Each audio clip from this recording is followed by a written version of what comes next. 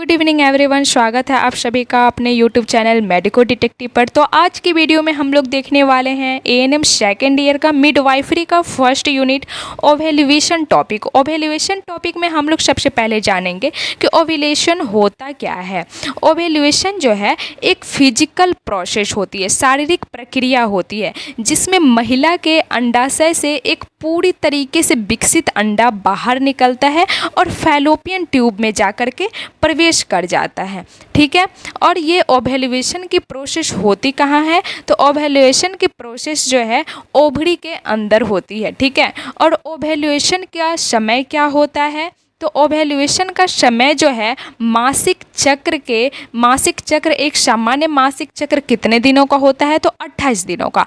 28 दिनों के ठीक बीच में यानी कि 14वें दिन जो है ओवेल्युएशन का प्रोसेस होता है। ओवेल्युएशन के प्रोसेस में फिर हार्मोन का क्या काम होता है? तो हार्मोन के काम में देखेंगे कि हमारे मस्तिष्क में जो पिट्यूटरी ग्लैंड होते हैं उस ग्लैंड में ल्यूटेनाइजिंग नाम का हार्मोन निकलता है। उस ग्रंथि से जब ल्यूटेनाइजिंग हार्मोन की मात्रा अचानक से बढ़ जाती है तब जो है अंडा बाहर आता है। अब ओवेल्युएशन का सिम्टम क्या होता है? अब आपसे अगर कोई पूछे कि ओवेल्युएशन का सिम्टम कैसे होता है, कैसे जान पाएंगे कि ओवेल्युएशन हुआ है?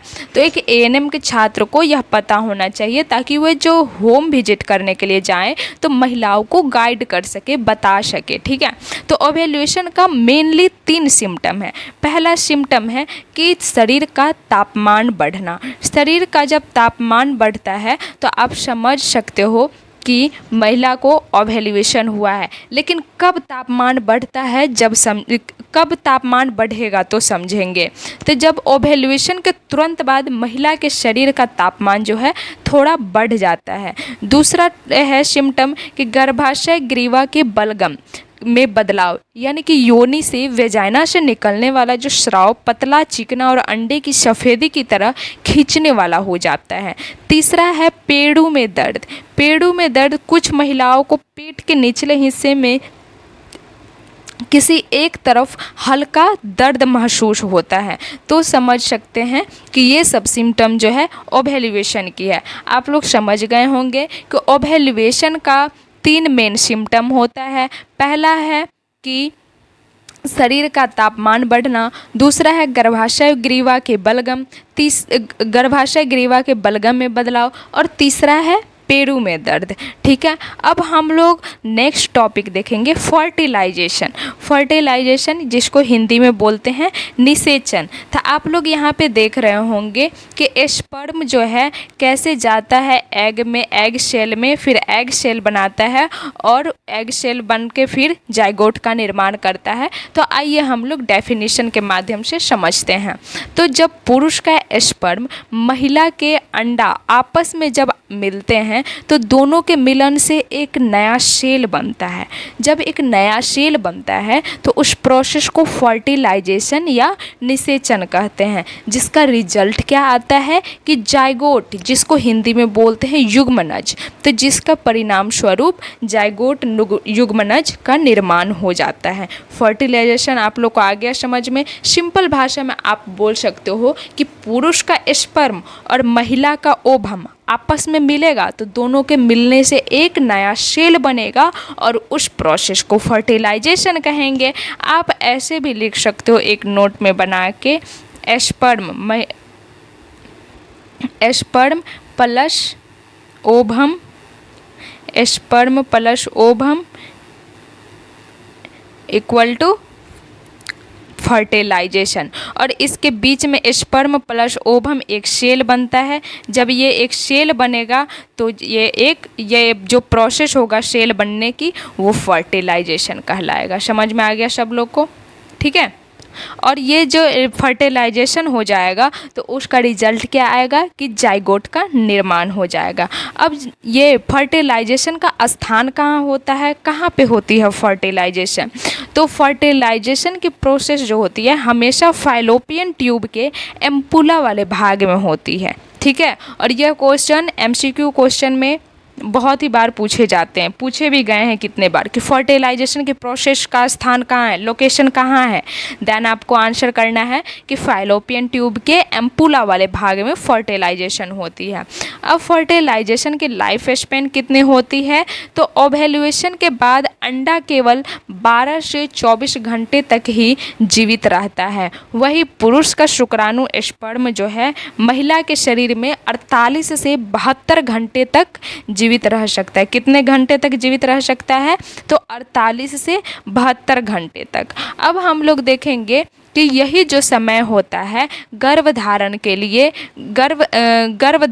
लिए संभोग करना आवश्यक होता है। समझ में आ गया।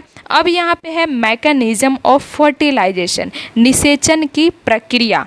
तो निषेचन की प्रक्रिया को हम लोग चरण वाइज समझेंगे। पहला चरण में जैसे कि देखेंगे कि पहला चरण में है कैपिसिटेशन।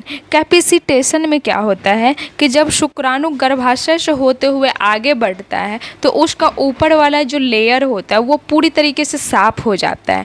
जब वो साफ़ हो जाता है तो वो अंडे को भेदने के योग्य बनाता है। उसके बाद दूसरा चरण में क्या होता है, तो दूसरा चरण में होता है एक्रोजोम रिएक्शन। एक्रोजोम आप लोग समझ रहे हैं कि एक्रोजोम अगर आप लोग पढ़े होंगे, पिछला वीडियो देखे होंगे, तो एक्रोजोम आपको बताया होगा कि स्पर्म का एक पार्ट है।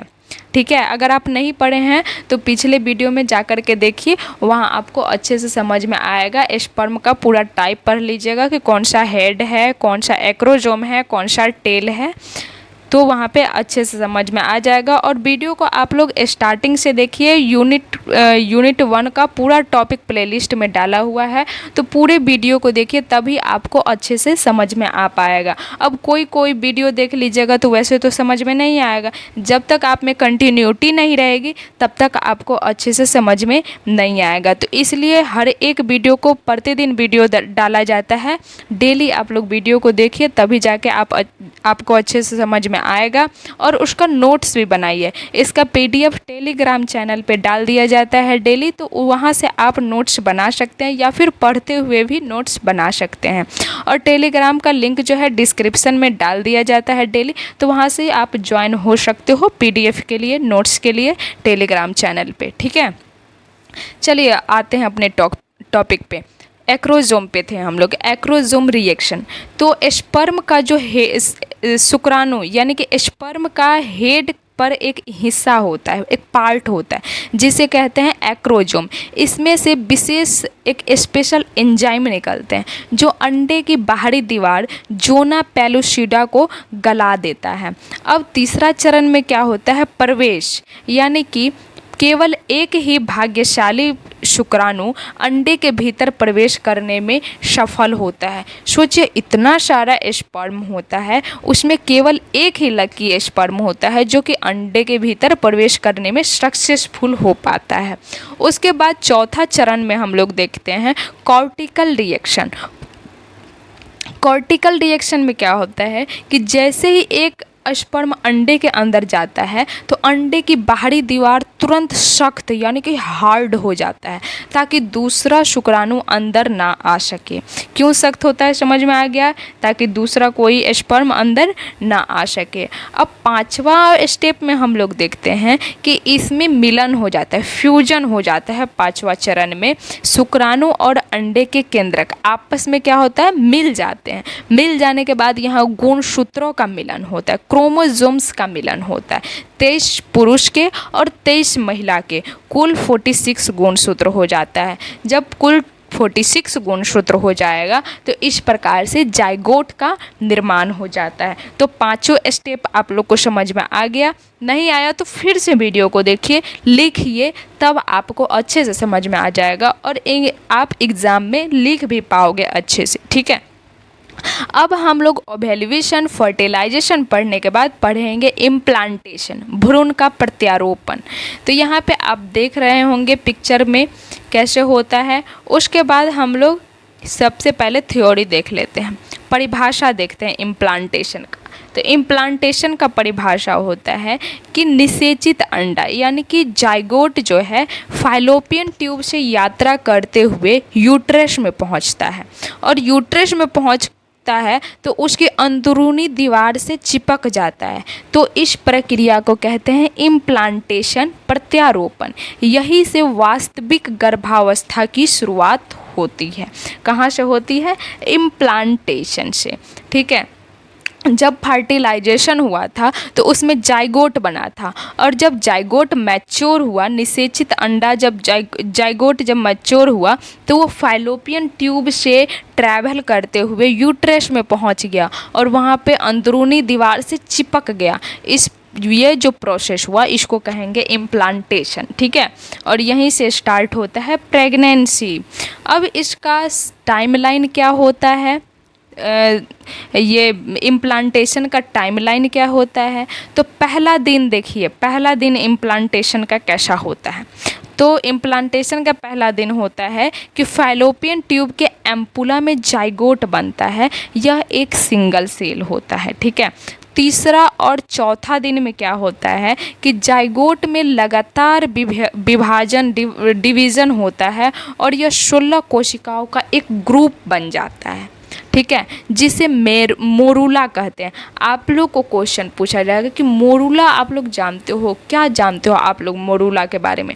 देन आपको बताना है कि जाइगोट में लगातार डिवीजन होता है और यह डिवीजन 16 सेल का एक समूह बना लेता है, ग्रुप बना लेता है, जिसे कहते हैं मोरूला। मोरूला कैसा दिखता है? तो मोरूला जो है सहतूत जैसा दिखता है। आप लोगों ने सहतूत देखा है?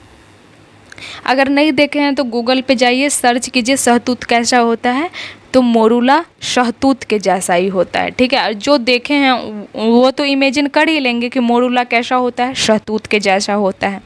उसके बाद अब आइए 5वां दिन पर। ठीक है।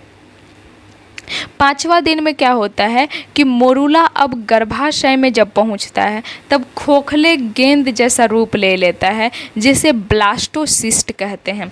आपसे क्वेश्चन पूछा जाएगा कि ब्लास्टोसिस्ट किसे कहते हैं, व्हाट इज़ ब्लास्टोसिस्ट? देन आपको क्या बताना है कि मोरूला गर्भाशय में पहुंचता है और एक खोखली गेंद के जैसे, बॉल के जैसा रूप ले लेता है, जिसे ब्लास्टोसिस्ट कहते हैं। अब 6ठा 7वां दिन में क्या है कि ब्लास्टोसिस्ट गर्भाशय की सबसे अंदर की परत, जिसे गर्भावस्था में डेशुडुआ कहते हैं, वहाँ पर जाकर के चिपकना शुरू हो जाता है। अब 11वें दिन की बात करें तो इम्प्लांटेशन 11वें दिन पूरी तरीके से संपन्न हो जाता है और भ्रूण गर्भाशय की दीवार के अंदर सुरक्षित धंस जाता है। तो अब हम लोग देखेंगे कि इम्प्लांटेशन का मुख्य लक्षण क्या होता है। तो इम्प्लांटेशन जो है इम्प्लांटेशन ब्लीडिंग होता है पहले। ठीक है। मेन सिम्टम है इम्प्लांटेशन का कि इम्प्लांटेशन ब्लीडिंग होगा।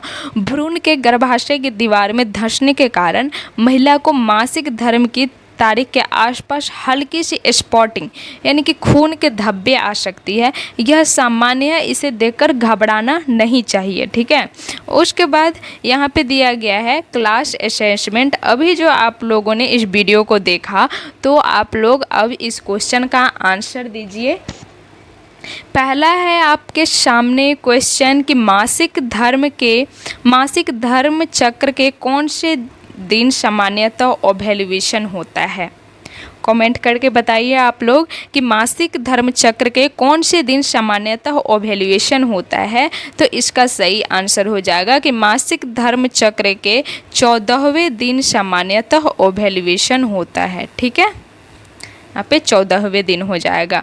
नेक्स्ट है निषेचन फैलोपियन ट्यूब के किस भाग में होता है। फर्टिलाइजेशन फैलोपियन ट्यूब के किस भाग में होता है? अभी आप लोगों ने पढ़ा, मैंने बोला भी था कि ये ऐसा क्वेश्चन पूछता है। तो फर्टिलाइजेशन जो है फैलोपियन ट्यूब के एम्पुला वाले भाग में होता है। किस भाग में होता है? एम्पुला वाले भाग में होता है। ठीक है। अब चलिए नेक्स्ट क्वेश्चन है गर्भाशय की दीवार से चिपकने वाले भ्रूण के रूप को क्या कहते हैं। आप लोग अगर पढ़े होंगे तो फटाफट जवाब दे रहे होंगे, अगर आपने ध्यान से नहीं पढ़ा होगा तो फिर तो कोई बात ही नहीं है। चलिए इसका आंसर बताते हैं कि गर्भाशय की दीवार से जो चिपकने वाले भ्रूण का जो रूप होता है उसको कहते हैं ब्लास्टोसिस्ट। जिसने दिया आंसर वेरी गुड, ब्लास्टोसिस्ट होगा। ठीक है। इसका आंसर क्या हो जाएगा? ब्लास्टोसिस्ट हो जाएगा। समझ में आया सब लोग को? तो लास्ट में ज़रूर बताइएगा आप लोग कि वीडियो आप लोग को कैसा लगा और इसमें क्या क्या समझ में आया, क्या क्या समझ में नहीं आया, और किस टॉपिक पे आपको और वीडियो चाहिए। और टेलीग्राम पे जा कर के आप लोग ज़रूर ज्वाइन हो जाइए PDF नोट्स के लिए।